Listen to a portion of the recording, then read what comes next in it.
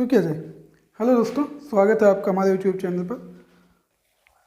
भूगोल का पहला लेसन हम ख़त्म कर चुके हैं, तो आज उसके कुछ महत्वपूर्ण प्रश्नों को हम लोग करेंगे। हम पूछ रहे हैं, आप लोग बताते रहिए, आप लोग भी बताएंगे और आप लोग भी बताएंगे, और जो चीज़ें हमने पढ़ी हैं वही पूछेंगे हम लोग। भूगोल का पहला, तो भूगोल का आज का जो पहला प्रश्न है, अवस्थिति और विस्तार से पहला प्रश्न ये बताइए कि भारत की अवस्थिति क्या है। लोकेशन बताओ, मतलब लोकेशन का हमें अक्षांशीय विस्तार भी बताओ, देशांतीय विस्तार बताओ। क्या बताना है तुम लोग को। पहला क्वेश्चन है, भारत का जो है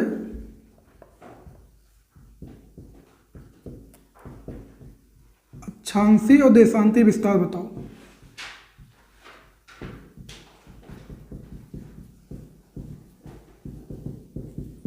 बताओ, याद है अक्षांशीय और देशांतीय विस्तार? ऑप्शन नहीं है, आज बिना ऑप्शन के ही अक्षांशीय और देशांतीय विस्तार। पहले अक्षांशीय विस्तार बताओ। 8 4 से याद है ना, 8 4 से 37 6। अब देशांतीय बताओ। 68 7 से 97 25। सही है। तो 8 4 से 37 6 और 61 7 से 97 25 अक्षांशीय विस्तार। अच्छा, इसी समय बता दो लगे हाथ कि भारत की आकृति कैसी है। प्रश्न है कि भारत की आकृति कैसी है। चतुष्कोणीय है। भारत की आकृति कैसी है? चतुष्कोणीय। आज ये लास्ट वीडियो है पहले चैप्टर का, इसमें क्वेश्चन आंसर करके खत्म करके कल हम लोग भारत की भूगर्भिक संरचना पढ़ेंगे। भूगर्भिक संरचना में चट्टानें पढ़ेंगे, ये सब पढ़ेंगे, आर्कियन किमकी गोंडवाना सब, ये सब चट्टानें पढ़ेंगे। दूसरा क्वेश्चन है, भारत की अवस्थिति कहाँ पाई जाती है? ऑप्शन भी दे देखो। उत्तरी गोलार्ध में, उत्तरी पूर्वी गोलार्ध में, दक्षिणी गोलार्ध में, दक्षिणी पूर्वी गोलार्ध में। भारत की स्थिति कहाँ है? उत्तरी पूर्वी गोलार्ध में। पूरे भारत में ऐसे ये था, तो ये 0 डिग्री अक्षांश, ये 0 डिग्री देशांतर, और भारत की स्थिति इधर है ना, उत्तरी पूर्वी गोलार्ध में। भारत की स्थिति कहाँ है? ये देखो, ये उत्तरी हो गया और ये पूर्वी, तो भारत की स्थिति कहाँ थी? उत्तरी पूर्वी गोलार्ध में। दूसरा क्वेश्चन। चलिए अगले प्रश्न की तरफ बढ़ते हैं। तीसरा प्रश्न बताइए।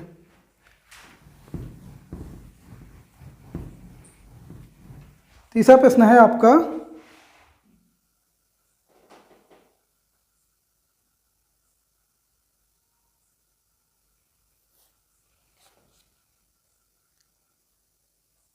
भारत में कन्याकुमारी की स्थिति बताइए। ऑप्शन सुनो, पूछ रहे हैं भारत में कन्याकुमारी की स्थिति कहाँ पर है। अब ऑप्शन सुन के आंसर देना।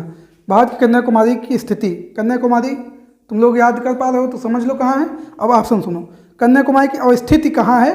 भूमध्य रेखा के दक्षिण में। पहला ऑप्शन है भूमध्य रेखा के दक्षिण में, पहला। दूसरा, कर्क रेखा के उत्तर में, कर्क रेखा के उत्तर में। तीसरा, मकर रेखा के दक्षिण में, मकर रेखा के दक्षिण में। और चौथा, भूमध्य रेखा के उत्तर में, भूमध्य रेखा के उत्तर में। अब देखो, ये है विषुवत रेखा, पूछें भारत की अवस्थिति है ना। भारत में कन्याकुमारी यही तो है, कन्याकुमारी। और आपको पता है कन्याकुमारी कहाँ है? ऊपर है, 23.5 डिग्री कर्क रेखा गुजरती है भारत के बीचों बीच से, है ना, भारत के बीचों बीच से। अब कन्याकुमारी तमिलनाडु में नीचे है ना, मुख्य भूमि पर सबसे दक्षिणी बिंदु है कन्याकुमारी। अब ये कहाँ है? देखो, पहला ऑप्शन था हमारा भूमध्य रेखा के दक्षिण में, तो भूमध्य रेखा के दक्षिण में तो है नहीं, पूरा भारत ही भूमध्य रेखा के ऊपर है एकदम, तो पहला ऑप्शन कोई मतलब ही नहीं। कर्क रेखा के उत्तर में, कर्क रेखा बीचों बीच से गुजरती है और कन्याकुमारी दक्षिण में, तो कोई मतलब ही नहीं। तीसरा था मकर रेखा के दक्षिण में, मकर रेखा तो और इधर आ जाएगी, कोई मतलब नहीं। 23.5 डिग्री दक्षिण अक्षांश रेखा मकर रेखा, तो भूमध्य रेखा के कहाँ है? ये उत्तर में। कन्याकुमारी सबसे मुख्य भूमि, सबसे दक्षिणी बिंदु है। चलो आपकी बताओ छोटू, छोटू बताएंगे, छोटू बताएंगे। 9 डिग्री चैनल, 9 डिग्री चैनल अवस्थित है किसके किसके बीच? 9 डिग्री चैनल किसके किसके बीच अवस्थित है? हम ऑप्शन दे रहे हैं। कवारत्ती और मिनिकाय के बीच। ऑप्शन सुनो ध्यान से। पहला ऑप्शन है कवारत्ती और मिनिकाय के बीच, कवारत्ती और मिनिकाय। दूसरा, अमीनी द्वीप और कवारत्ती के बीच। हम कौन लिख दें यहाँ? पहला है कवारत्ती और मिनिकाय के बीच। दूसरा है क्या बोला दूसरा ऑप्शन? अमीनी द्वीप और कवारत्ती के बीच।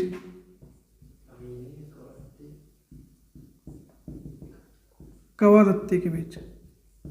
तीसरा है कार निकोबार और ग्रेट निकोबार के बीच। कार निकोबार और ग्रेट निकोबार के बीच। और चौथा ऑप्शन तुम्हारा है, कोई भी लिख देते हैं, अंडमान और निकोबार द्वीपों के बीच। पढ़ा भी चुके हैं, जो पढ़ाया वही आज पूछेंगे प्रश्नों में। अगर नहीं आ रहा तो तब सही से नहीं पढ़ाया तुम लोगों ने। बताइए, 4 ऑप्शन है। क्या पूछा है? हम पूछे हैं कि 9 डिग्री चैनल की स्थिति कहाँ है, किसके किसके बीच है, बताओ। पहला ऑप्शन सही है। 9 डिग्री चैनल जो है कवारत्ती और अंडमान के बीच है।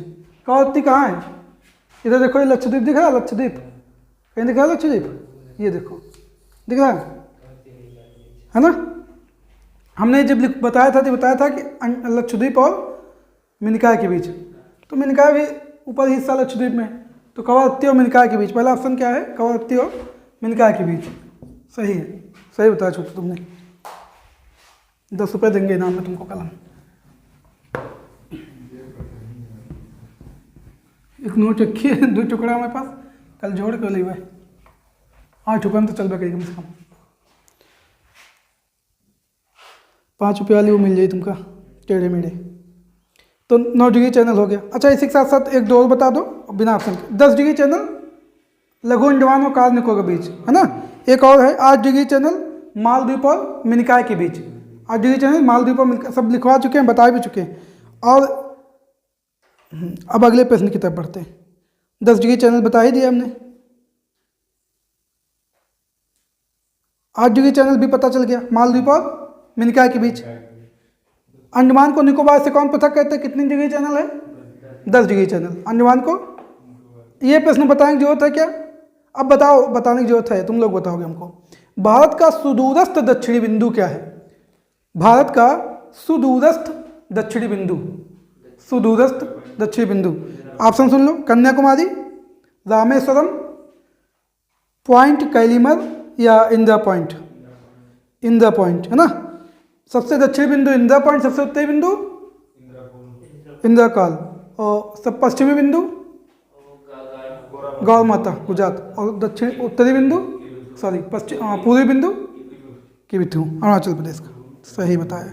चलिए, अब बताना है भारत का प्रादेशिक जल क्षेत्र का विस्तार कितना है। प्रादेशिक जल क्षेत्र बताओ। बताया नहीं ना कि समुद्री कानून के हिसाब से जो जलीय सीमा है, समुद्र वाला एरिया है, उसको 3 भागों में बांटा रखा है। प्रादेशिक, संलग्न और अनन्य आर्थिक क्षेत्र। तो प्रादेशिक सीमा का विस्तार कितनी, कहाँ तक है? अगर हम तट से मान लें, तट से कितनी दूरी तक प्रादेशिक सीमा है, बताइए। आधार रेखा से कितनी दूर तक प्रादेशिक सीमा? चलो ऑप्शन सुन लो। तट से 3 समुद्री मील तक, पहला ऑप्शन। तट से 3 समुद्री मील तक, दूसरा ऑप्शन। तट से 6 समुद्री मील तक, तीसरा। तट से 12 समुद्री मील, चौथा। तट से 24 समुद्री मील। बताइए। तो प्रादेशिक जल क्षेत्र का जो विस्तार है, तट से 12 समुद्री मील, ठीक। और संलग्न क्षेत्र होगा, संलग्न क्षेत्र का प्रादेशिक 12 मील तक, समुद्री मील तक, संलग्न क्षेत्र का 24 समुद्री मील तक, और अनन्य आर्थिक क्षेत्र 200 नॉटिकल मील तक। 1 नॉटिकल मील बराबर 1.8 किलोमीटर, ठीक। अब बताना है, अब सीमा से संबंधित सवाल है, पढ़ भी चुके हो। अब बताओ, निम्नलिखित राज्यों में से कौन एक राज्य 3 तरफ से बांग्लादेश से घिरा है? बताने का ऑप्शन जरूरत है, बताने क्या? कौन सा राज्य है जो 3 तरफ से बांग्लादेश से घिरा है? त्रिपुरा। बताने की जरूरत नहीं है, तो ऐसे भी याद है। अब बांग्लादेश से लगे 5 राज्य बताओ। असम, मेघालय, त्रिपुरा, मिजोरम, पश्चिम बंगाल। तो पश्चिम बंगाल, असम, मेघालय, त्रिपुरा, मिजोरम। याद किया तो याद है ना अभी? पश्चिम बंगाल, असम, मेघालय, त्रिपुरा, मिजोरम। इससे क्या है, जो हमने 3-4 दिन वीडियो पढ़े हैं, बनाए हैं, पूरा एक ही क्लास में पूरा रिवीजन भी हो जाएगा। इसके जो पेपर में पूछे गए प्रश्न वो भी हो जाएंगे। एक एक चैप्टर उनके प्रश्न करते हुए चलेंगे इस तरह। जल्दी हम संविधान पर भी शुरू करेंगे बनाना, संविधान पर बहुत जल्दी। ठीक, त्रिपुरा राज्य जो 3 तरफ से बांग्लादेश से घिरा है। ठीक, अब ये बताओ,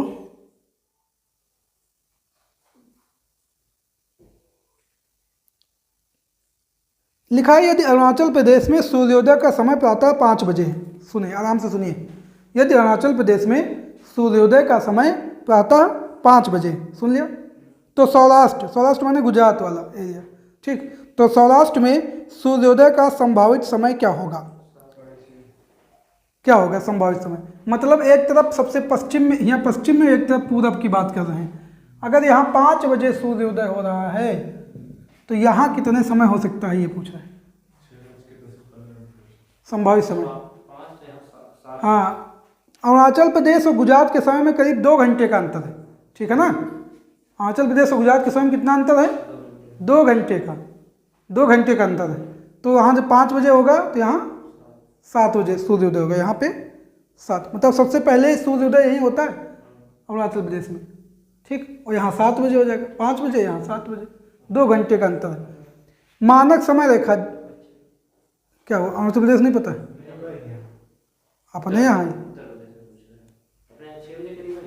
हाँ, मतलब वो तो निकाल सकते हैं हम, कितने समय निकलेगा। ये हमारा मानक समय की रेखा क्या है? ये तो पूर्वी देशांतर तो रखी गई है ना।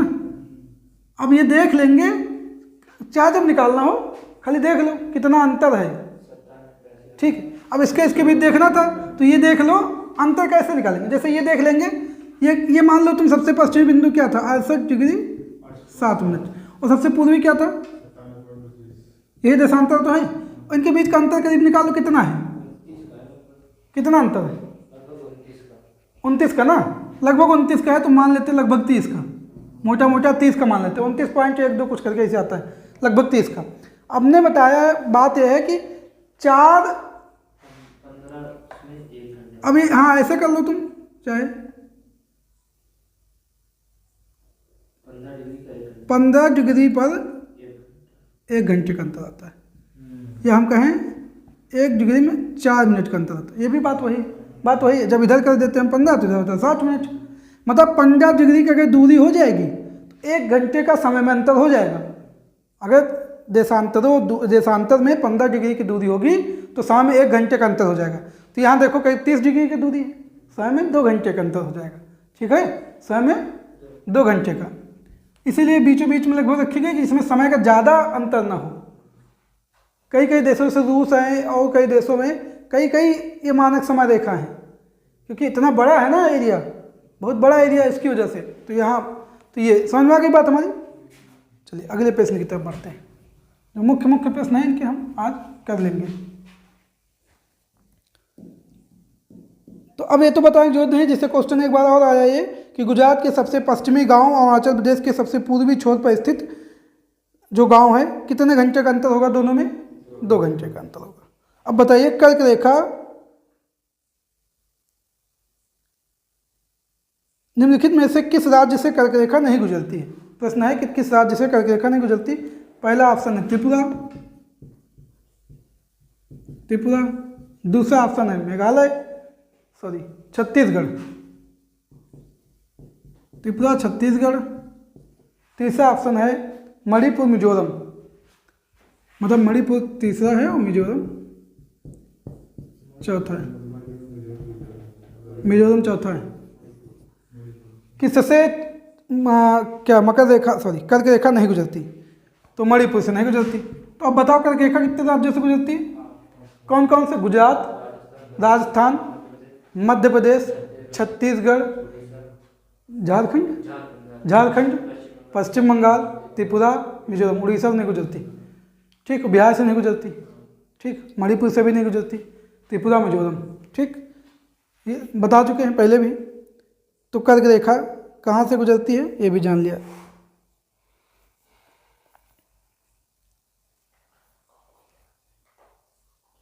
8 राज्य हो गए।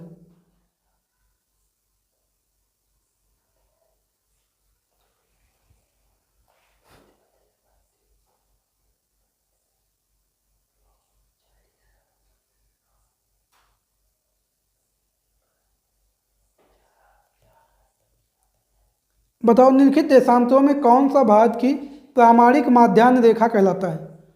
कौन है भारत की प्रामाणिक माध्यान्ह रेखा? क्या होगी? 82.5 डिग्री। क्या आगे बताओ? पूर्वी देशांतर। ये जो है बताइए, ये भी बताइए कि ये कितने राज्यों से होकर गुजरती है? 82.5 डिग्री पूर्वी देशांतर कितने राज्यों से होकर गुजरती है? 5। कौन कौन से हैं? उत्तर प्रदेश, उत्तर प्रदेश की बात बताओ। मध्य प्रदेश, छत्तीसगढ़, उड़ीसा, आंध्र प्रदेश। उत्तर प्रदेश, मध्य प्रदेश, छत्तीसगढ़। उत्तर प्रदेश, मध्य प्रदेश, छत्तीसगढ़, उड़ीसा और आंध्र प्रदेश। 82.5 डिग्री पूर्वी देशांतर ये गुजरती है।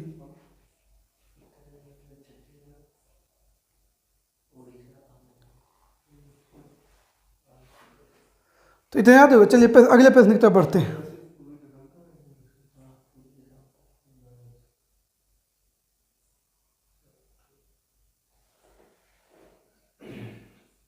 अगले प्रश्न पूछे।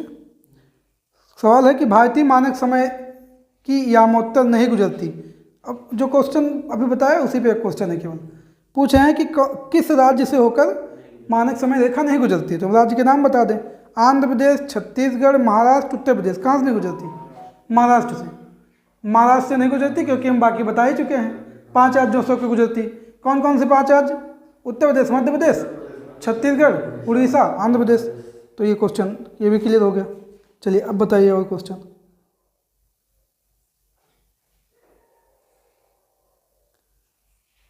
अब देखो नैनी और मिर्जापुर जो है, नैनी और मिर्जापुर ये दोनों बहुत नज़दीक हैं एकदम, समझो इन्हीं से होकर गुजरती है। कौन? 82.5 डिग्री देशांतर रेखा। तो हम पूछें अगर, तो ये इलाहाबाद से एकदम इलाहाबाद के नैनी के पास से ही गुजरती है।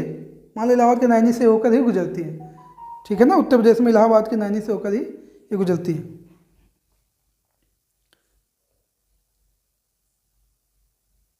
अब एक क्वेश्चन है अभी जो उसे बताया हमने, भारत में सबसे पहले सूर्य कहाँ दिखाई देता है? चलो सभी तो बता ही चुके हैं। अरुणाचल प्रदेश में दिखाई देता है।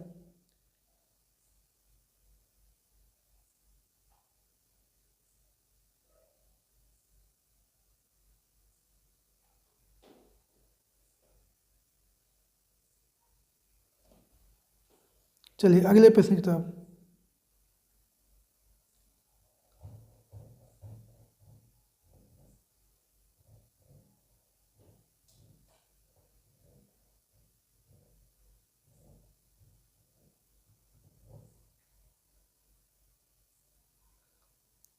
अब थोड़ा बड़ा क्वेश्चन है, थोड़ा बड़ा क्वेश्चन है। भारत के संदर्भ में कुछ तथ्य लिख रहे हैं, या देखना। भारत के संदर्भ में कुछ तथ्य लिख रहे हैं, भारत के संदर्भ में, और तुमको बताना है कौन सा सही है। नंबर 1 तथ्य है, कथन लिख रहे हैं, उनमें बताना कौन सा है। भारत विश्व का 6ठा सबसे बड़ा देश है। ध्यान से सुनो।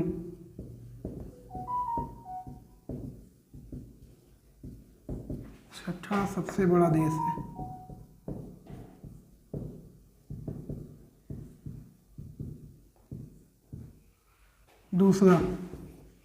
दूसरा तक है संसार का लगभग 2.4%। दिख रहा सही? 2.4%, 2.4% क्षेत्र भारत के अंतर्गत आता है।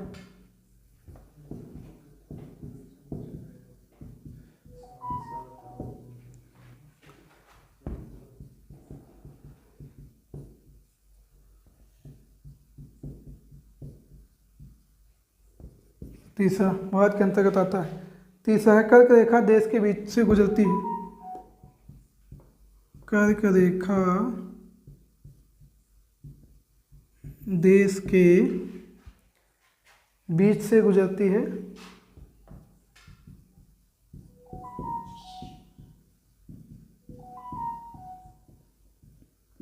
बीच से गुजरती है, जो अक्षांशीय विस्तार को 2 बराबर भागों में बांटती है। जो अक्षांशीय विस्तार को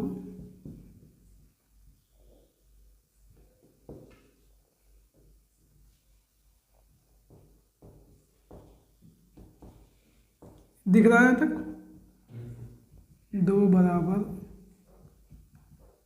भागों में, यही लिख देते चलो, बांटती है। क्या तीसरा लिखे हैं, कर्क रेखा भारत के बीचों बीच से गुजरती है जो अक्षांशीय विस्तार को दो बराबर भागों में बांटती है। मतलब भारत का जो अक्षांशीय विस्तार लगभग दो खंडों में ऊपर नीचे बराबर भागों में बांट देती है। तीसरा है कि भारत पूरी तरह से उष्णकटिबंधीय क्षेत्र में स्थित है। चौथा, भारत पूरी तरह से, अब ये सब चीज़ें पढ़ चुके हो तुम, नहीं पढ़ा है? उष्णकटिबंधीय क्षेत्र में स्थित है, क्षेत्र में है। चलो साइड में लिख देते हैं। अब इसमें बताना है कौन सही। ऑप्शन ए बी सी लिख देते हैं। 1 तथा 2, ठीक, 1 तथा 2। ऑप्शन बी 2 तथा 4। Option C 3, 4। ऑप्शन डी 2 तथा 3। तुम लोग बताओ कौन सही होगा। चलिए पढ़ो इसको, बताओ तुरंत पढ़ के बताओ कौन सही है।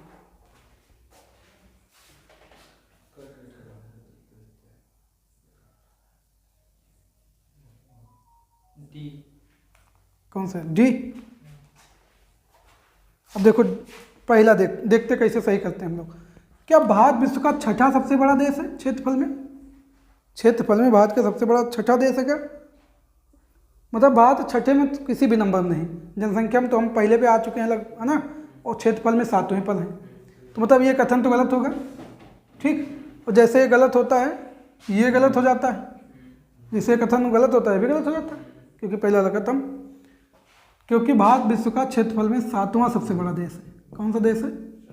7वां। रूस, कनाडा, अमेरिका, चीन, ब्राजील, ऑस्ट्रेलिया, भारत, 6 बड़े देश हैं ये। रूस, कनाडा, अमेरिका, चीन, ब्राजील, ऑस्ट्रेलिया, भारत। संसार का लगभग 2.4% सही है। जितना भी क्षेत्रफल है दुनिया में 2.4% भारत के पास है, और करीब 7.5% जनसंख्या आपका ज़्यादा हो गई, 18% मान लें आपका भारत के पास है जनसंख्या। मतलब हमारे पास ज़मीन तो बहुत कम है, जनसंख्या बहुत ज़्यादा है। तो संसार का लगभग ये चीज़, तो मतलब 2 सही है ना, दूसरा सही है। कर्क रेखा देश के बीचों बीच से गुजरती है और अक्षांशीय विस्तार को 2 बराबर, तो ये भी सही है, क्योंकि ये बीच से गुजरती है और अक्षांशीय विस्तार ऊपर नीचे बराबर भागों में बांट देती है, ठीक। फिर है भारत पूरी तरह से उष्णकटिबंधीय क्षेत्र में आता है। भारत पूरी तरह से नहीं आता है, क्योंकि जब कर्क रेखा बीचों बीच से गुजरेगी तो कर्क रेखा के 0 से कर्क रेखा तक तो 0 से कर्क रेखा तक तो उष्ण आएगा, कर्क रेखा उस पार शीतोष्ण कटिबंध में आएगा। तो भारत पूरी तरह उष्णकटिबंधीय क्षेत्र में नहीं है। मतलब चौथा भी गलत होगा, चौथा भी गलत होगा। केवल 2 और 3 सही है, केवल 2 और 3 सही है, केवल 2 और 3 सही है, केवल 2 और चौथा सही नहीं होगा तो खत्म हो जाएगा, है ना। चौथा सही नहीं तो भी देखो खत्म हो जाएगा। जैसे चौथा नहीं सही तो खत्म बच्चे, क्योंकि बहुत सारे सवाल तुम इसी तरह लगाओगे। जब पता चलेगा 1 2 और है तो 1 2 और ऑप्शन काटते जाओगे तो आखिरी में एक ही बचेगा, ठीक। तो हमको पता चल गया केवल 2 और 3 सही। अब इस तरह का सवाल आ जाता है, ये पूछा गया था PCS प्री 2022 का सवाल है, यूपी PSC 2022 प्री, ठीक है ना, 2022 में आया था, 2022 के PCS प्री का सवाल है। तो अब जैसे अब देखो इतना हम लोग डिटेल में पढ़ लिए थे, वहाँ के इसमें दिक्कत लग रही क्या? नहीं लग रही, क्योंकि हम सारी चीज़ें पढ़ ही चुके पहले। 1 2 सवाल और कर लेते हैं इसके।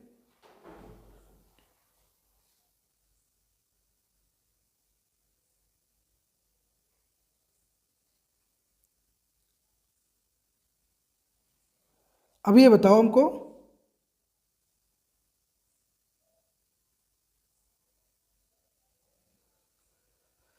अगर देखा जाए, अच्छा राज्यों में ऐसे सब क्षेत्रफल सबसे ज़्यादा किसका है?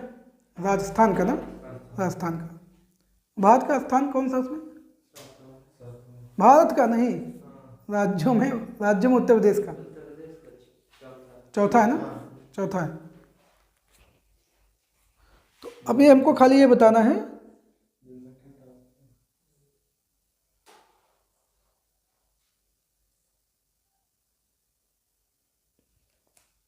अब एक कथन हम पढ़ रहे हैं, लिख ही देते हैं इसको भी।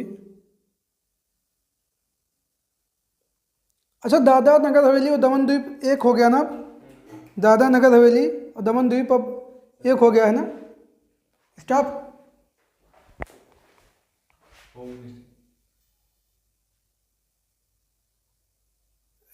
चल रहा ठीक, 2 मिनट और।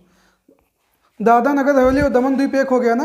तो ये बता दो, दादरा नगर हवेली और दमन द्वीप एक होने के बाद, पहले जब दादरा नगर हवेली और दमन द्वीप एक नहीं था तो इसकी राजधानी क्या थी? सिलवासा हुआ करती थी। अब दादरा नगर हवेली और गुजरात के पास जो है पूरा, और दमन द्वीप एक हो गया है, ये दोनों केंद्र शासित प्रदेश मिलकर एक हो गए। अब इसकी राजधानी क्या है? अब इसकी राजधानी दमन है। ठीक, अब इसकी राजधानी दमन है। क्षेत्रफल में जैसे बड़ा राज्य राजस्थान और सबसे छोटा राज्य क्षेत्रफल में कौन सा है भारत का? गोवा है। तो अगर हम ये बात कहें कि सिक्किम भारत का सबसे छोटा राज्य है तो क्या सही है गलत है? गलत है। क्षेत्रफल में ये सबसे छोटा राज्य नहीं है। हाँ, ये कह सकते हैं कि जनसंख्या की दृष्टि से भारत का सबसे छोटा राज्य कौन सा है? सिक्किम। और जनसंख्या की दृष्टि से भारत का सबसे बड़ा राज्य उत्तर प्रदेश। तो अभी इसके प्रश्न थोड़े बचे हैं, कल थोड़े बहुत अगर कर लेंगे हम इसे, और फिर कल हम नया चैप्टर पढ़ने वाले हैं भारत की भूगर्भिक संरचना। उसमें हम क्या पढ़ेंगे ये भी बता देते हैं।